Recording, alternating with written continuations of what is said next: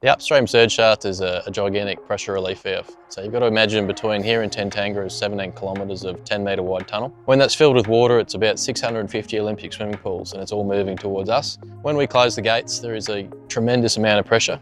And the upstream surge shaft sort of allows a pressure escape for that water when we stop the power station. But for anyone who owns an older house, you hear that banging in the walls with the water hammer when you turn off a tap.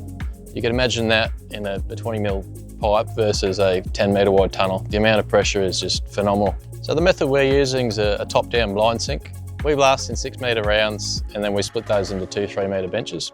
So those 3-metre benches are mucked out methodically. We then do ground support, shotcrete, rock bolts and weep holes.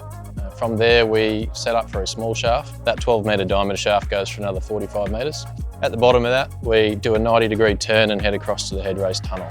So that's our connection to the main wet tunnel. And then from there we'll be drilling and blasting along the head race tunnel. The aerial lifting teams are sort of the unsung heroes of the job. They've done over 20,000 lifts on this job and there's a phenomenal amount of lifts and to do that safety is a massive achievement. I've got to take my hat off to them. They lift anything from a pile of rock bolts to 35-tonne excavators and 40-tonne muck bins. They lift those muck bins up to 100 times a week.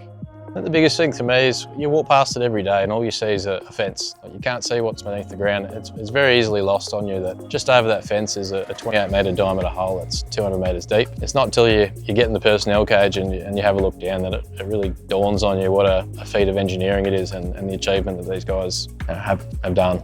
It is challenging. There's not too many places in the world you get to come to work and you're in a ski field. I've been here for 6 years and I still smile every time I see the first winter dumps for the year. This is definitely my most personally challenging job and definitely most beautiful in terms of scenery and where I get to work. It brings a lot of pride, to be honest, to think that my children and my grandchildren, that they'll still be relying on this project that I'm building here today in 150 years' time. That's something pretty special. If I had to use one word to describe my time here in the project, I'd have to use the word pioneering. A lot of the stuff we're doing is just world first or it's extremely difficult.